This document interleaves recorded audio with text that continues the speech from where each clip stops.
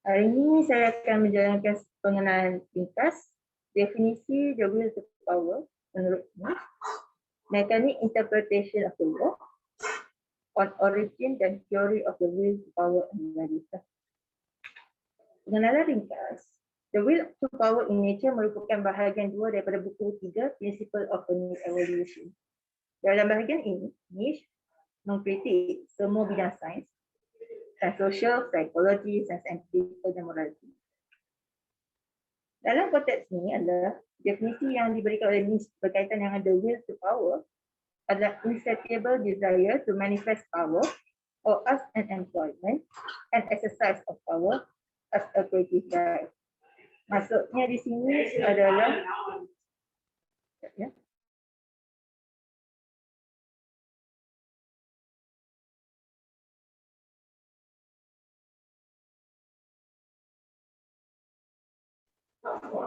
maafkan saya ya pada gangguan sendiri.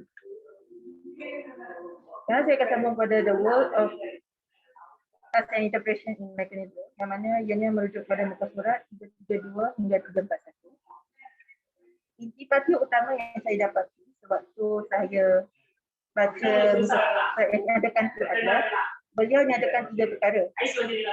Rationalism tak sama dengan empirical. Yang kedua, truth itself is a nonsense. Dan yang ketiga adalah scientific words a reflection of our own beliefs. Yang pertama, iaitu rasionalisme tak sama seperti empirical. Beliau menekankan dalam konteks actual indifference, yang mana the concept of an object that can move, change or otherwise affected without physically touched by another object. Dalam konteks fizik, actual indifference ni sebenarnya merujuk kepada keadaan di angkasa lepas yang mana batu-batu meteor atau asteroid ini tidak akan bersentuhan sesama sendiri. Tapi sebenarnya Nietzsche memberi argument ke sini ialah description itu ialah bukan satu explanation. Yang mana apa yang dikatakan actual indifference ini dia sebenarnya tak sama dari sudut empirical dan juga rasionalisme. Dalam sudut ini, beliau sebenarnya memberi komparatif dari konteks psikologi dan biologi, politik dan fizik dan metafizik dengan chemistry. Yang mana argumen beliau sebenarnya adalah berkaitan dengan konsep penciptaan. Konsep cipta ini, dia sebenarnya kalau dari sudut saintifik ini, sebenarnya susah dijelaskan isu atau fenomena yang berlaku dalam konteks yang sosial. Thus, it leads to the second notion, truth itself is nonsense. Empirical truth bound to disarray from metaphysical. Konteks beliau yang beliau rujuk dalam sains adalah mathematic formula, ialah designator, formulator dan describe. Tapi, bila menulis konsep matematik ini, dia macam memendekkan konteks fenomena itu sendiri. Dan salah satu konteks yang beliau argue ialah dalam sudut biologi itu ialah sensation cannot be derived, is a property part of the substance. Maksudnya di sini ialah sense atau pemikiran ni dia sebenarnya tak boleh dikeluarkan daripada intipati utama sebab ianya salah satu komponen itu sendiri. Dan benda ini kalau dari konteks empirical beliau agak argumentatif dalam konteks biologi dan chemistry. Dan konsep ketiga yang beliau nyatakan adalah scientific words are reflection of our need.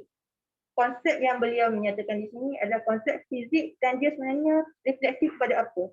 Contohnya attraction tu, dia memberi rujukan kepada apa yang kita mahukan. Repulsion ialah apa yang kita nak. Mahukan dengan kehendak dan keperluan ni sebenarnya dua perkara berbeza dan ianya berkaitan dengan purpose iaitu intention. Apa yang kita secara umumnya apa yang kita mahukan. Dan motion pula ianya merujuk kepada jalan. Command itu merujuk pada manifestasi dan manipulatif ni merujuk pada kawalan dominance ataupun dominance control. Dan ayat yang beliau katakan ni adalah some scientific words are reflection of our needs ni. Sebenarnya juga berkait dengan konteks atau dalam konteks budaya, ianya merujuk kepada space ataupun suatu perkataan dari konteks psikologi yang mana you ada, kalau orang katakan dia macam you are what you eat, you are what you believe. Dan merujuk pada kata-kata Brian Holby, of course words are magic. That's why they call it spelling. Soalan yang saya dapat bila saya rujuk semua tiga adalah, adakah semua yang nyatakan ni sebenarnya tengah berlaku di Malaysia? Jawapan saya sebenarnya adalah ya. Berkaitan dengan rasionalisme atau empirikal, tak sama dengan empirikal, kita boleh tengok dari konteks yang dinyatakan. Pertama, kerja kosong banyak, tapi dia tak sama dengan gaji 1,200. Intipati yang dia di-highlightkan adalah komitmen. Yang kedua, IMDb tak sama dengan tabung harapan. Yang mana intipati yang dia highlightkan adalah accountability dalam pengurusan dana. Yang ketiga adalah housemanship officer. Dia tak sama dengan medic officer. Yang mana ianya dari sudut perubatan ini ialah dari konteks harapan masa akan datang. Yang konteks kedua yang dinyatakan daripada sudut truth itself is a nonsense. Ianya merujuk kepada efek zonerisme, misinformation dan disinformation yang mana rakyat sekarang ini mereka tak mahu merujuk kepada sumber yang sahih, tapi mereka cepat untuk judge orang. Dan perkara ini adalah suatu perkara yang perlu dibimbangkan kerana bila kita tengok pada jangka masa yang akan datang berkaitan dengan perkembangan teknologi masa, sekarang kita bakal ada metaverse iaitu IR 5.0 lah, iaitu bahasanya. Dan ianya akan jadi lebih bersifat manipulatif. Kerana perkara ini, dia saya kata pasal zonerism effect misinformation, ianya lebih khusus kepada population. Dan often lah, kita kat Malaysia ni, kita tak sama macam dunia Hollywood di sana. Kalau Hollywood di sana, at least mereka ada gossip corp. Kat sini, walaupun kita ada sebenarnya .night, ianya susah. Lagi satu yang saya perhatikan bila kata pasal truth itself nonsense dan konsep zonerism, misinformation dan disinformation ni, kita kalau perhatikan, intipati yang berkaitan dengan investigatif seperti 999 hanya ada satu program saja. Kalau kita tengok program-program lain, rata-ratanya berasaskan hiburan yang ianya melalaikan. Jadi mana silap kita dalam konteks dalam pemilihan tu. Padahal kalau kita tengok macam Korea ke atau kita tengok macam US, mereka ada terbitan rancangan-rancangan seperti CSI, Numbers, Criminal Minds yang mana ianya memberi suatu realiti yang boleh dikatakan gripping berkaitan isu semasa yang tengah berlaku. Dan bila kita cerita pasal konteks ketiga ni itu adalah some scientific words are reflection of our need. Kat sini saya letak 3. Manipulative, responsive dan comment. Manipulative ni merujuk kepada kuasa politik. Setiap kali kerajaan berubah tampuk, mesti ada insiden yang memberi respon kepada rakyat Malaysia dan juga belia. Antara isu yang saya nyatakan, contohnya kita kata dari konteks IMDb, kita kata berkaitan dengan pengangguran. Lepas tu kita juga katakan bagi konteks kartel atau kontrak. Yang mana salah satu insiden yang komen tu ialah berkaitan dengan kuasa polis. Kerana komen dengan manipulatif ni dia agak terkait. Dan sekiranya kita nak menyatakan adalah kuasa politik boleh manipulate komen. Dan konteks ini adalah kuasa polis.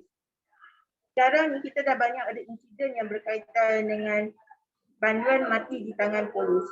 Dan ini antara suatu perkara yang sebenarnya nak dibangkitkannya adalah berkaitan dengan reflection of revolution.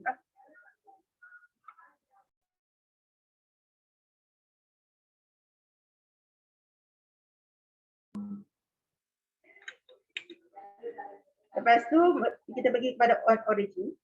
Muka surat 341 hingga 366. Dalam on origin, Niche ada membahaskan dalam konteks biologi, anatomi dan juga Darwinism. Jadi konsep anatomi yang Niche letakkan ialah genetics tu merujuk kepada heredity. Heredity tak semestinya heredity biologi, dia juga boleh jadi heredity budaya. Yang kedua adalah body. Body itu merujuk pada political. Dan soul itu adalah ideal. Dan apa yang beliau nyatakan dari konteks Darwinism adalah man are progressive in nature, yang mana dia tak sama macam haiwan. Haiwan ni kalau dia ada satu tujuan itulah. Dan lagi satu beliau menyatakan adalah beauty and brains are not hereditary. Yang bermakna ianya bermaksud konsep cantik dengan kepandaian ini secara genetik biologi mungkin bukan semua kita boleh inherit. Sebab kita kalau nak kata konsep alienism pun kita memang lagi banyak berlaku proses amalgamasi ini, dia mungkin boleh katakan kita makin lama sebab DNA itu berlainan. Tapi kalau kita dari konsep satu etnik yang sama mungkin tak, dan dia mungkin akan bawa kepada masyarakat hidup. Dan salah satu lagi yang beliau nyatakan adalah man united female tak semestinya tangga. Merujuk pada ayat yang ketiga ini, sebenarnya ianya merefer kepada sikap manusia itu sendiri. Manusia, psychologically wise, dia tak semestinya ada hangga. Terkadang beliau seorang manusia boleh terbiru, terkadang seorang manusia juga boleh resah, dan ianya berkaitan dengan permainan emosi itu sendiri. Jadi argument yang berkaitan Darwinism ialah tidak semestinya satu emosi atau satu entiti psikologi sahaja. Dan bila saya baca dalam konteks ini, antara soalan yang saya timbulkan adalah konsep body menurut Nietzsche ni adalah bersifat politikal. Adakah kenyataan Nietzsche ini merujuk kepada sistem birokrasi? Kerana sistem birokrasi dunia ini semuanya ada badan-badan dia sendiri. Kata konteks Malaysia sahaja, kita merujuk pada doktrin pengasingan kuasa itu sendiri. Kita ada eksekutif, legislatif dan judiciary, yang mana ianya merujuk kepada badan. Itu antara soalan yang bermain dalam kepala saya bila beliau menyatakan body is equivalent to political. Dan salah satu soalan ketiganya adalah berkaitan dengan Darwinism yang muncul adalah beauty and brains are not hereditary. Adakah ni sebenarnya secara sinis beliau menyindir pada ahli politik itu sendiri? Kerana merujuk statement tadi adalah man body equal to political dan beauty and brains are not hereditary. Bagi saya dapat ianya agak berkaitan. Kerana ada setengah individu mahu anaknya atau cucunya untuk menjadi legasi kepada kepimimpinannya. Namun, pilihan ataupun apa-apa konsep kepimpinan diamalkan tak semestinya sama kerana berasaskan ideologi atau fahaman pemikiran yang berlainan. Yang ini berkaitan dengan persekitaran pembelajaran dan juga persekitaran individu di sekelilingnya. Jadi ini sebenarnya bagi saya, kalau kata beauty and brains not hereditary, bagi saya lah dia macam sindiran halus pada ahli politik itu sendiri. Lepas tu kita seterusnya pada will of powers and values. Ianya pada muka surat 366 ke 381. Intipati will to power and values ada 3. Pertama, ianya berkaitan dengan free will or will to be free. Kedua, ianya berkaitan dengan values. Dan ketiga ialah existence of God.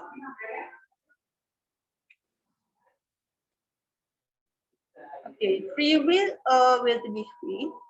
Argument Nietzsche berkaitan ini adalah will is equal to matter dan action is based on force. Dan soul is selective and self-originating. Dan berkaitan dengan free will dengan will to be free ni sebenarnya ianya berkaitan sangat dengan aspek psikologi persekitaran. Kalau kita kata will pada matter itu sebenarnya ianya refer pada diri sendiri. Kalau sendiri ada suatu isu itu akan memberi satu reaksi kepada senarai tindakan yang akan diambil. Tapi tindakan ini is based on force ataupun desakan. Kalau contoh, isu negara lagi penting ke atau isu keluarga lagi penting? Yang mana yang ini akan menjadi diskurs pada pathway itu sendiri. Dan soul is selective and self-originating. berkaitan selektif, ianya berkaitan dengan individu yang kita pilih dan meletakkan di sebelah kita sama ada sebagai penasihat atau sebagai orang yang melaksanakan tindakan itu, dan ianya akan memberi impak pada diri sendiri atau isu yang kita tengah hadapi.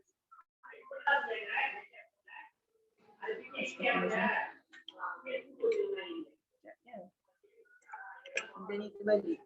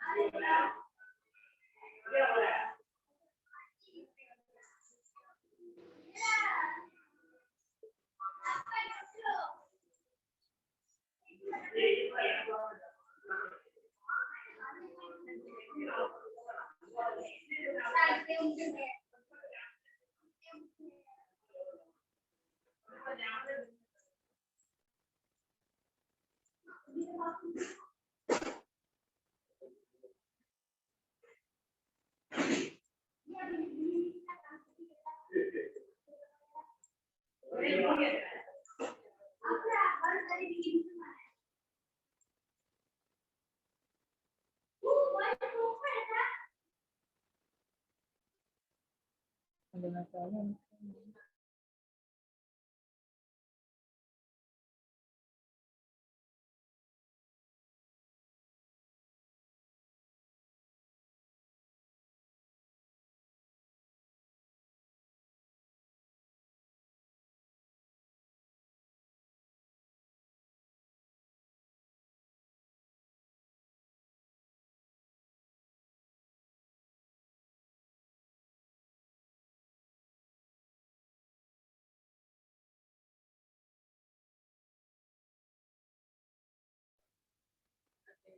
Alright. Berkaitan dengan scientificism atau values, beliau Niche memberikan secara semuanya ada 3 values, dan 3 values itu adalah scientific, morality dan psychological. Yang pertama beliau nyatakan adalah dari konteks Heidegger adalah knowledge become so scientific. Maksudnya di sini adalah even social science pun menjadi terlampau saintifik. Kita bagi dalam asal dahulu.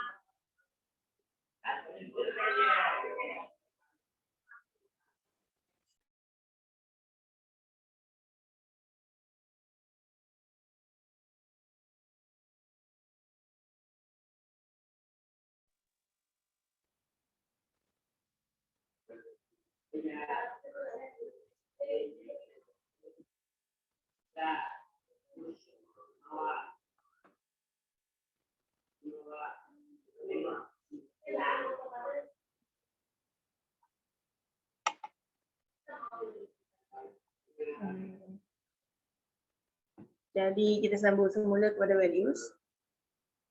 Dan salah satu, saya daripada konteks value scientific tadi, beliau juga nyatakan bahawa true value is of anarchist. Yang ini saya dapat argue sangat sebab kita faham Rinus ni sebenarnya seorang anarkis. Kalau beliau menyatakan God is dead, maksudnya nampak sangat beliau ni antara orang yang akan support the existence of God. Dan kita tengok dari konteks moral. Moral ini dia merujuk pada form of domination if growing by favor. Maksudnya di sini ni pegangan kuasa atau morality kuasa itu akan meningkat dengan memberi ganjaran atau returning favor kepada individu. Tapi kemungkinan besar seorang individu tu kena jadi skeptik. Kerana apa skeptik? Kerana kamu tak tahu siapa yang akan tikam belakang kamu satu hari nanti. Jadi di sini kalau nak kata fundamental of domination of power sama ada dengan berkaitan saintifik tadi, sama ada dengan menjadi seorang yang tidak mempercayai sesiapa dan menjadi selfish dan hanya memberikan kronisma baru boleh kekalkan kuasa, yang mana Lord Acton dahulu pernah argue benda ini bahawa power corrupts, absolute power corrupts absolutely, dan ianya juga saling berkaitan dengan reality incidence masa. Dan ketiga adalah berkaitan dengan psychological.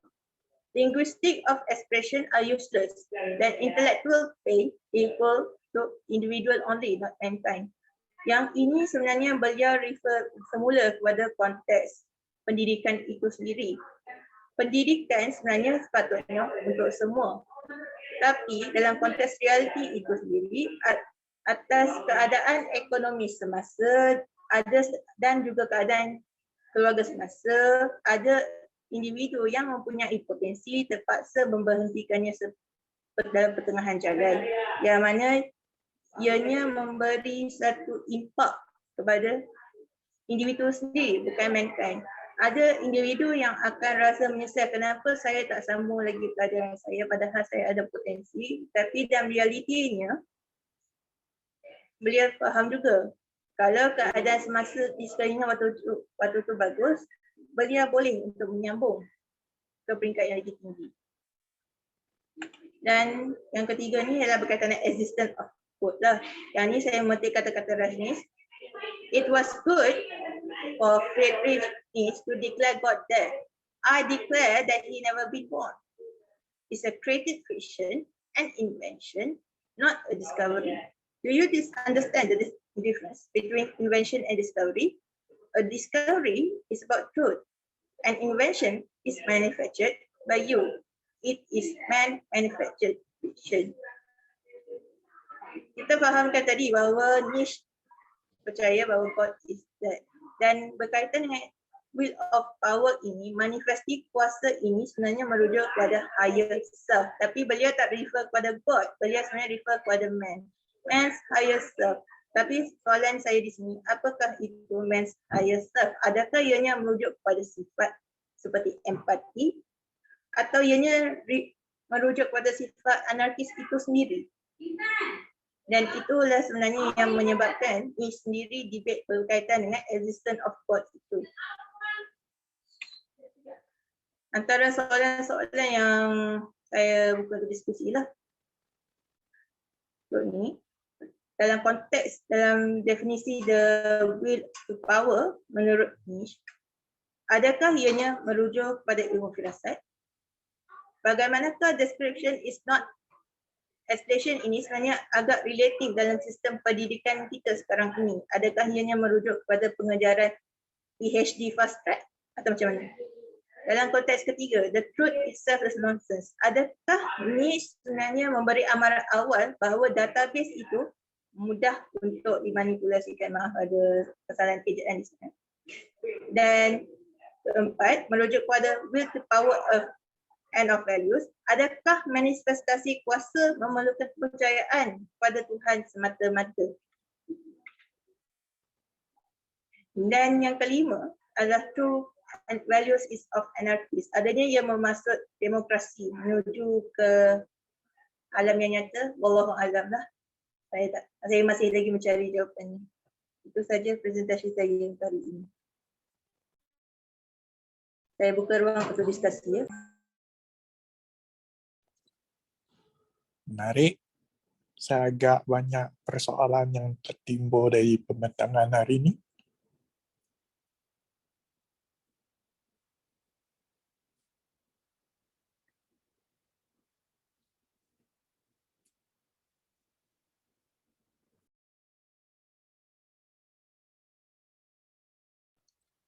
Tak ada yang nak tanya ya?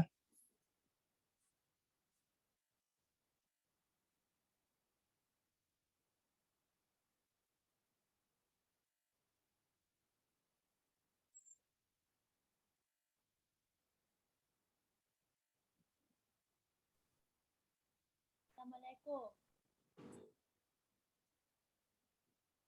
Assalamualaikum. Can you hear me? Cakap kuat sikit, tak dengar sangat. Tak dengar ke? Can you Soft. hear me now? Yap. Okay. Assalamualaikum. Hello. Hi Sahila. Waalaikumsalam. Hi. Thanks for the presentation.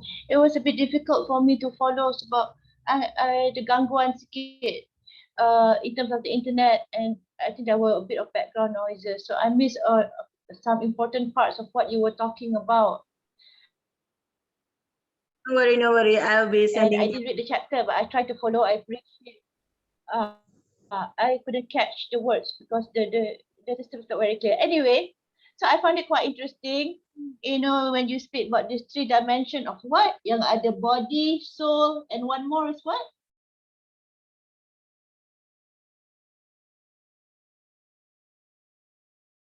Can you hear me? Yes, I can hear you. Yes. The one I said, genetics, body, and soul. Genetics actually refers to heredity. Body is political, and soul is ideal. Okay, I find that very interesting. And then there was another part. I'm not sure in what context when you were discussing about choosing the right person to advise you. I think it was under self-nourishment of the soul. I was just wondering if you can elaborate more on those 2 areas, which I found interesting.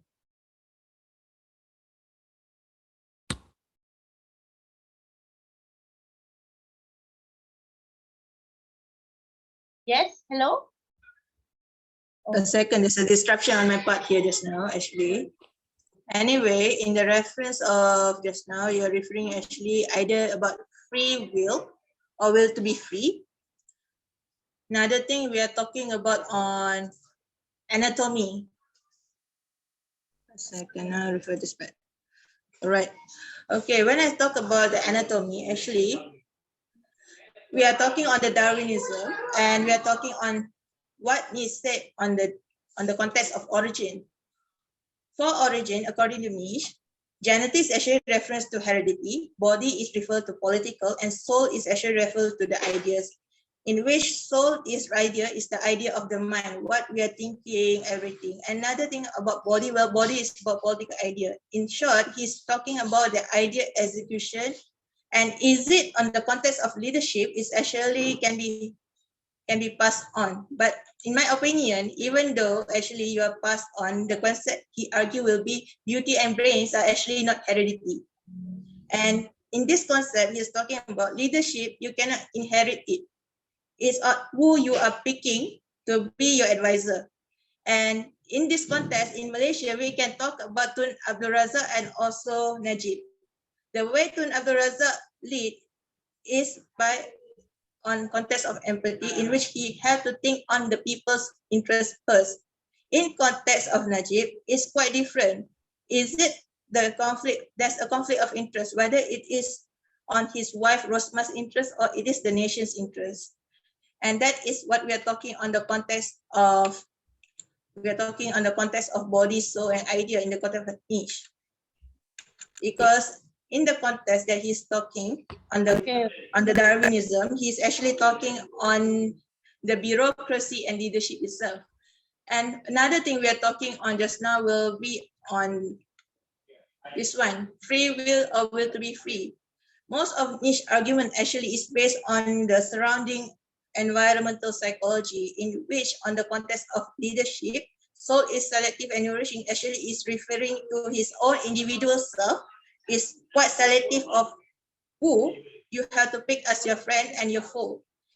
But one thing that people always miss up, that the one you pick as a friend can also turn out to be your foe. And this is what he's arguing on the context of free will, because when speaking of free will, it's about the choice we make. That's all. I hope it is.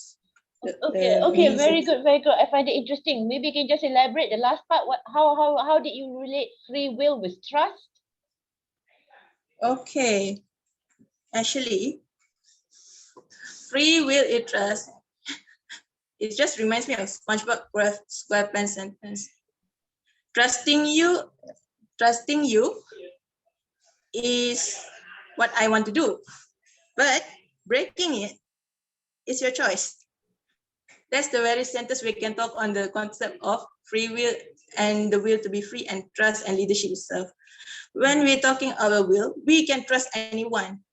We can trust anyone based on what we want, who we want to trust. But if you are someone who is skeptic, you will be selective on who you are trusting at.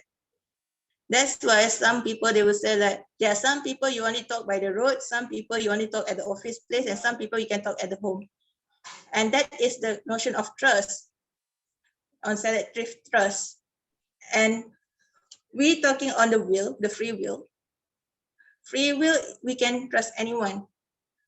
But when we become selective, it can be friend with anyone, trust no one.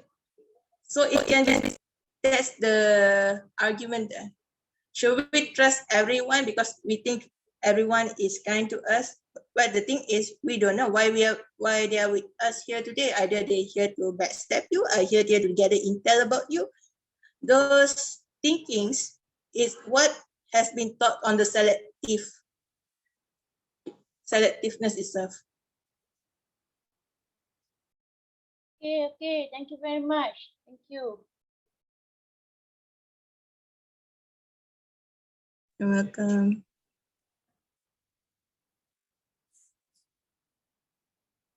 Ada lagi sesiapa?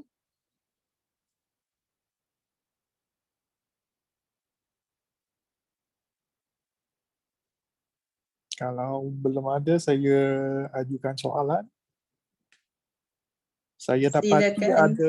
ada dua ayat yang saudari tadi bagi amat menakjubkan saya. Satu tu, truth is nonsensical. Kemudian, linguistic expression is useless. Boleh tak saudari memanjangkan hujah tu? Dua ayat ni khususnya. Bila saya katakan linguistic expression are useless, bagi saya linguistic of expression ni merujuk kepada bahasa, dan sebenarnya kalau konsep yang saya nak sebut yang kaitan dengan linguistic of expression ni, dia sebenarnya merujuk kepada Faizal Tehrani, sastra itu makanan bagi anjing.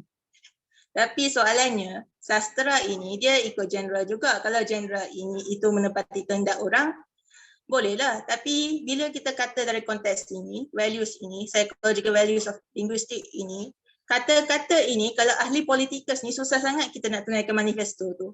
Tak payah katalah dia ni Pakatan Harapan ke, atau dia tu individu daripada bahasa nasional ke, dia sebenarnya berkaitan dengan cara kita permainkan dengan kata-kata. Sebab bila saya katakan tadi berkaitan dengan truth itself nonsense dan linguistik ni, dia sebenarnya berkaitan dengan misinformasi itu sendiri. Okey.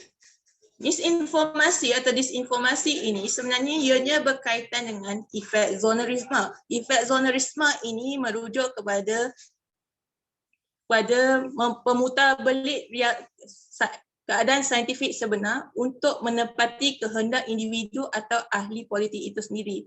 Macam contoh kita kata COVID-19. Soalan saya, kalau kata berkaitan dengan COVID-19 itself, berapa ramai yang sebenarnya kita boleh kata sudah divaksinasi sepenuhnya, berapa ramai yang sudah terima booster. Walaupun mereka kata booster itu, peratus itu, soalan yang boleh muncul sebab kita ni skeptik, adakah benar percentage itu yang mereka betul-betul sampaikan? Sebab data itu sebenarnya boleh dimanipulasi. Itu yang dikatakan dalam konteks reality sekarang, truth itself is nonsense. Dan bila kita nyatakan dalam konteks media sosial dan truth itself is nonsense, sebenarnya dia agak berkait dari sudut makcik bawang, tentera bawang semua ini. Sebab mereka selalunya mengattack lah, menyerang seseorang individu atau seseorang kumpulan, tapi mereka tak semak sebelum menyelidiki kebenaran itu sendiri. Itulah konsep yang dikatakan truth itself is nonsense.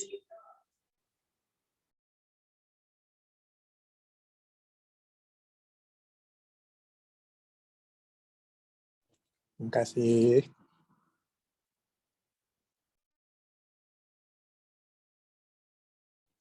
Cuma nak tambah sedikit komen tentang linguistic Silakan. means of expression are useless tu. Sebenarnya dia dalam perenggan yang terakhir tu kan, 715. Dia ada lagi di belakang tu. Linguistic means of expression are useless for expressing becoming. Saya Benar? rasa yang expressing becoming ni amat penting untuk proposition ni. Padahal sudah dibuang Ya, dalam betul. ayat sehari tu. Apa pendapat? Terima kasih kerana ingatkan. Kalau kita kata linguistic expression useless in becoming, soalannya becoming a man or becoming something else. Kerana linguistik bahasa ini sebenarnya dia ada dalam konteks ekspresi ni ya. Kata-kata yang kita pilih ini sebenarnya boleh membentuk sama ada manusia atau dia boleh bentuk tu penjenayah. Sebab tu linguistik dalam ekspresi dia sebenarnya bersifat dualisme. Dia pedang bermata dua. Kalau kita nak kata dalam konteks Islami ni, kita nak becoming apa itu adalah argument niche biasanya. Niche dalam konteks Darwinism pun dia akan kata in becoming of what, in relative of what. Sebab dalam pendapat beliau ni sebenarnya, beliau bersifat secara umum lah, niche ni bersifat nihilis ataupun in living in denial. Tapi denial yang dia create itu, dia bukan sebenarnya rujuk setakat scientific value sahaja, dia rujuk kepada semua. Termasuk in the concept of existence itu sendiri. Cuma bila kita kata dalam konsep existence linguistik semua ni, kalau dia kata existent, adakah non-existent itu sebenarnya refer kepada uselessness? Itu pun satu argumentatif juga bila kita kata on becoming. Bila saya baca ni pun saya terpaksa belik ke kiri dan ke kanan sebab beliau tulis tu dia kadang overlapping dan bila overlapping saya kena cari tu koyak sini koyak situ. Mungkin saya ambil yang ni daripada muka surat lain tapi penjelasan beliau tu kat muka surat lain. Jadi kekilafannya di sebelah saya jugalah bila saya interpretasi perkara ini.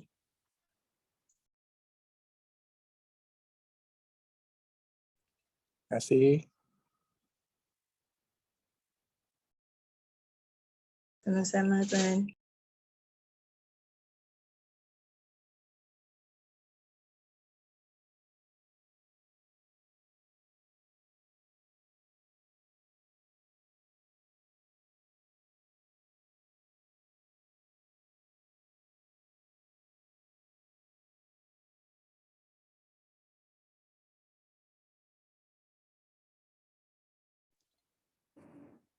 Orang lain tak ada soalan. Setuju ke Nietzsche ni seorang nihilis? Pada saya dia kritik pada nihilism tu.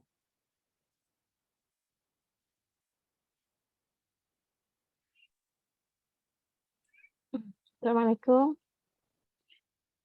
Itu saya pun sebenarnya itulah saya pun rasa agak setuju juga dengan kata Liu tadi. Tak pasti sebab saya pun masih mencari lagi kan tak baca dengan sepenuh hati lagi lah. Cuma okey, sebab Sailah pun tunjuk pasal dislike on the existence of God dan mengambil kata-kata siapa ni. So kita tahu bahawa tentang existence of God, tentang God is dead tu mendapat interpretasi yang pelbagai lah daripada ramai yang cuba memahami pendapat Nietzsche kan. Jadi sejauh mana Sailah setuju dengan apa yang dikotkan oleh siapa ni? Ni bukan Nietzsche sendiri kan? Ni Rajneesh. Okey, Rajneesh. sejauh mana setuju dan yalah and how do you defend lah kalau setuju dengan apa yang disebutkan ni?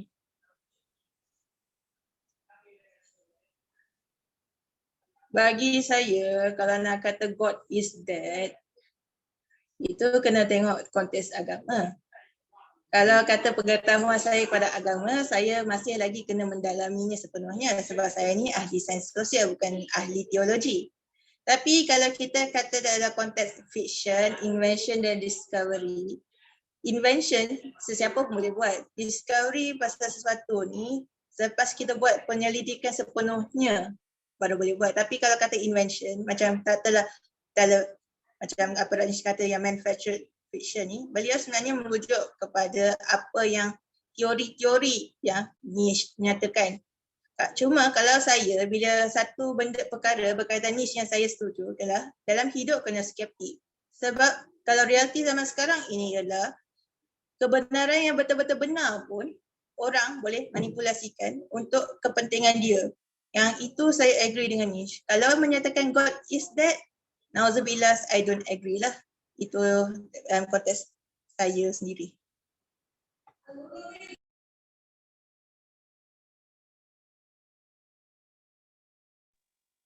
Okey, terima kasih.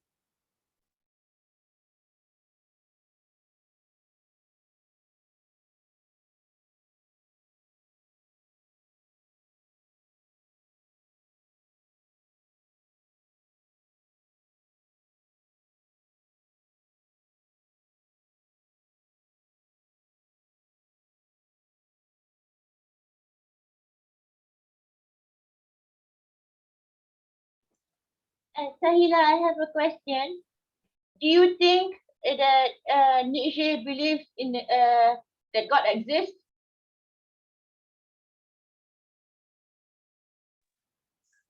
I believe that he is very skeptic to the existence of God.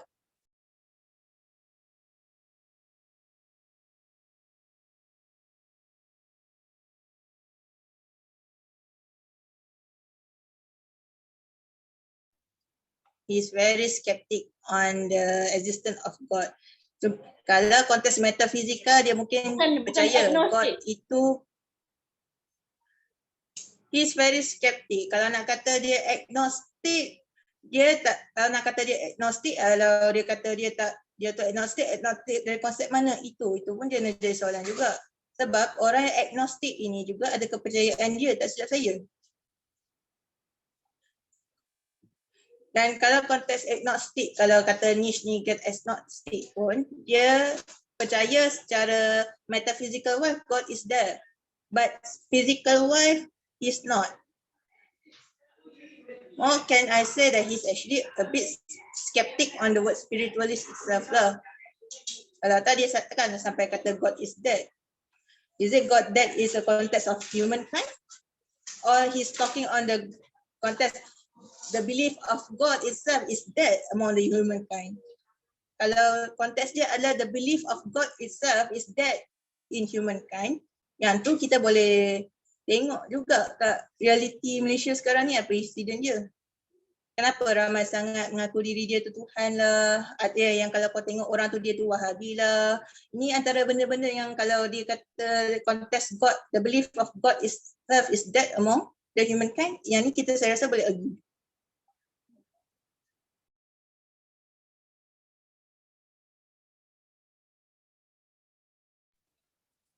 Saya bagi pendapat sedikit mengenai Yes. frasa yang masyhur ni lah, God is dead.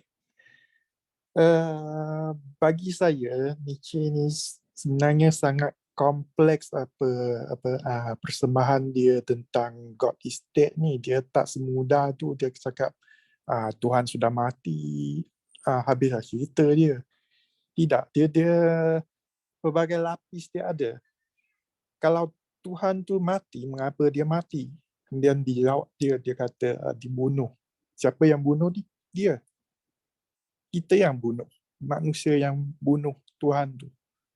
Kalau kita lah yang berupaya untuk membunuh Tuhan, siapalah yang lebih berkuasa? Tak kira lah kewujudan Tuhan tu ada ke tidak ada. Nietzsche dia mengeluarkan statement macam ni, dia guna Zarathustra sebagai satu medium untuk membawa ujian ni sebenarnya. Dia tak cakap, Nietzsche pernah berkata God is dead. Tidak. Kena baca balik teks atas Zarathustra tu. Kemudian Zarathustra. Ya, kena banding macam mana argument dia untuk membawa train of thought dia. Dia tidak semudah kata God is dead, therefore Nietzsche is a nihilist. Saya tak anggap begitulah. Itu pendapat saya. Terima kasih. Baik, Tuan.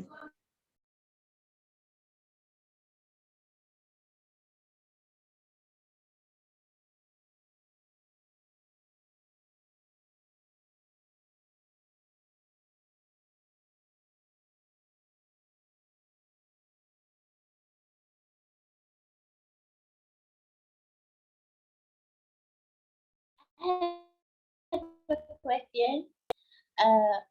I think you Yeah. are quite open, but in your opinion, how about the other people of your generation? Repeat the question. I don't know. They say I'm being signed out. I do not know why. Okay, no. How do you think other people of your generation react when they read about Nietzsche and his theories? The Malaysians of your generation, the students or the people that you work with, do they have as positive an approach like you, or they are more, oh, this is really outrageous. There's nothing to be considered here. Well, pernah mengajar ke student kata this is very outrageous. Tapi bagi konteks saya, dia outrageous mungkin sebab mereka tidak diberi approach untuk baca bahan-bahan falsafah sebegini. Kerana most of perception for people around us actually, unfortunate to say, falsafah itu sebenarnya bagi mereka ni lah, individu yang saya jumpa ni, dia macam not relevant lah for them because they want is practicality. Tapi bagi saya dalam sudut falsafah ini, falsafah sebenarnya ianya memberi kamu satu perspektif yang berlainan. Hujah-hujah mereka mungkin kamu tak agree, tapi kamu sebenarnya tengah tengok satu sudut yang kamu tak tengok sangat. Macamlah kita membuat lukisan kejuruteraan untuk membina satu rumah contohnya. Takkan kamu tengok setakat lukisan hadapan sahaja. Mesti kamu kena tengok dari oblik macam mana, dalam interior dia macam mana. Itulah bagi saya konsep falsafah itu. Cuma kalau kita kata student sekarang, banyak mereka kata pasal pendidikan mesti isu di depan mata, tapi mereka tak tampak the broader vision itself. Dan yang tu amatlah berkaitan dengan apa yang dikatakan oleh Late Hussein Alatas, which is the captive mind theory itself. So it's lead there.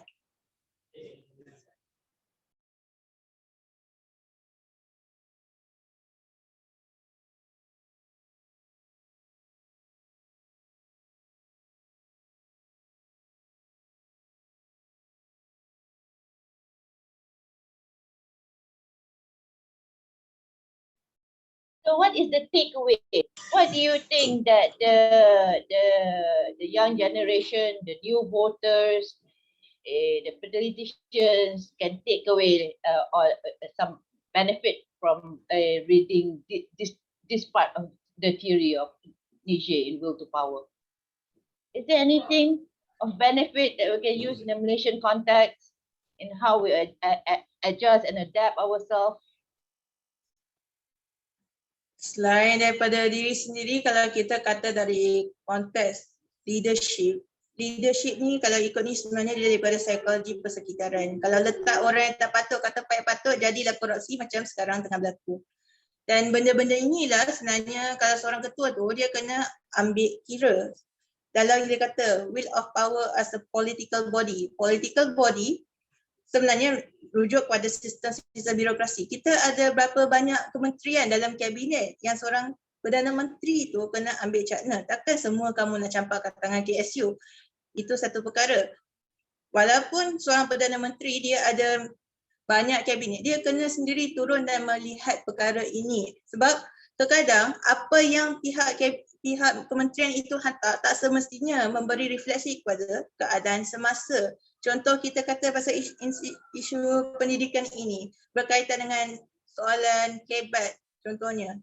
Sekarang lepas PDPR ni, berapa ramai sebenarnya boleh jawab soalan kebat? Kalau dapat jawab pun, berapa banyak daripada persentage yang secara keseluruhan ni sebenarnya boleh mengadaptasi kepada soalan kebat. Ianya macam lebih memberi ni penjurangan, lebih beri jurang kepada orang yang ada accessibility dan orang yang tak ada accessibility. Dan berkaitan insiden sebegini, ianya juga merujuk kepada mobiliti sosial. Dan mobiliti sosial ini tak semestinya mobiliti sosial daripada aspek persekitaran. Dia juga boleh jadi mobiliti teknologi. Dasar 2022 baru-baru ni kalau macam Selangor, mereka nak melaksanakan sekolah digital. Soalan saya kalau dapat dasar yang macam ni, saya akan tanya, berapa ramai yang sebenarnya ada akses teknologi yang sempurna supaya memudahkan mereka untuk memberi akses kepada sekolah digital itu sendiri. Kerana satu meeting Zoom biasanya memerlukan at least 2 atau 3 GB data untuk pastikan line data itu stabil. Kalau kita kata dalam konteks Google Meet, mungkin perlu 3 hingga 5 GB. Dan adakah benda ini boleh diakses oleh semua orang? Bagaimana pula dengan individu di pendalaman? Itu antara intipati-intipati sebenarnya seorang ketua itu patut ambil kira kalau dia nak melaksanakan suatu dasar. Dan kalau bagi saya lah, tak kisahlah dia Selangor ke, dia persekutuan ke, negeri-negeri mana pun, mungkin mereka ada justifikasi, mereka laksanakan sebegini-sebegini sebab mereka pegang tempoh 5 tahun. Tapi kalau successor dia buat perangai, impak dia bukan kepada seorang, impak dia kepada satu mankind itu. Itulah antara benda yang sebenarnya cuba sampaikan. Jangan sebabkan kau punya selfishness, dia beri impak kepada semua sekali. Dan biasanya benda inilah, sorry to say, semua pemimpin politikus ni akan ignore.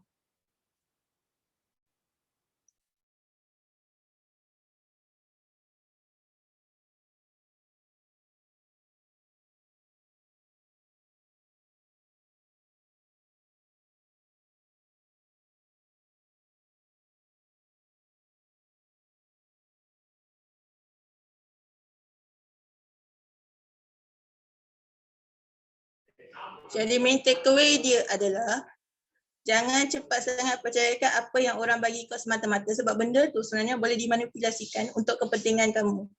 Itu benda yang main key takeaway lah bagi saya yang patutnya pemimpin tu kena amalkan.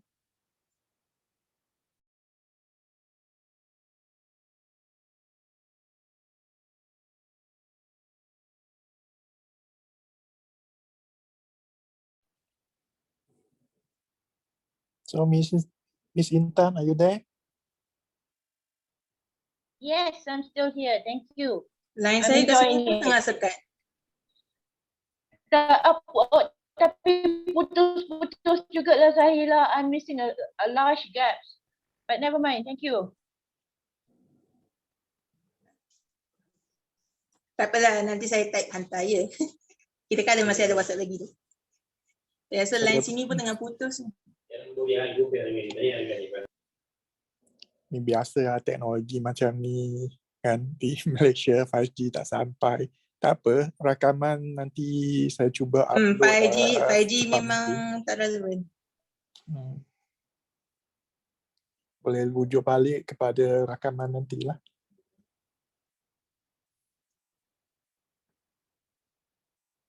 Ada sesiapa lagi ada soalan atau apa-apa pendapat?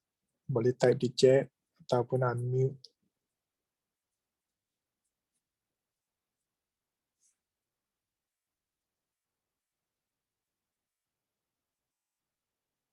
Kita masih ada 5 minit sampai pukul 9. Okay, I have one question, but my question is for you. Referring to your comment just now. Okay, my question, Liu. Boleh ke baca Will to Power tanpa baca Das Spoke Zarathustra? Boleh juga kan? Boleh. Cuma the Will to Power ni sebenarnya dia bukannya Nietzsche sendiri yang susun sebegini rupa. Susunan dia memang bukan ikut cita rasa dia pun. Okay, but just now the one that you were Sudah referring to. tentulah kita boleh buat apa saja yang kita Sus mahu. Kita tak nak baca dia. Pas Zarathustra ni kalau nak baca dua serentak boleh, tapi kena baca melalui PDF lah. Letak buka dua tab serentak, satu Zarathustra, satu lagi The Will to Power. Senang baca. Masalah dia Zarathustra tu, dia I tak think more sebut for the pun God existence is of dead God dalam kan? perenggan ini. Dalam bahagian ni mana dia ada cakap God is dead. God is dead ni tak ada dalam bahagian ni. Ada ke? Saya tak nampak. Boleh tunjuk Sebenarnya kan? dia dalam Zarathustra. Dia sebenarnya dalam Zarathustra. Tapi argumentnya dalam existence of God tu dia sendiri sebenarnya skeptik. That's why I say the context is different. Okay, sekarang I faham.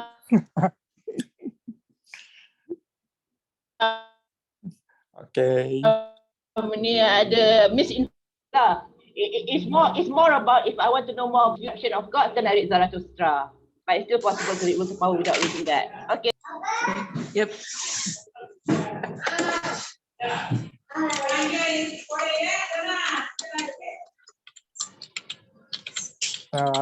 Jika tak ada soalan lagi, mungkin kita boleh tamatkan lah.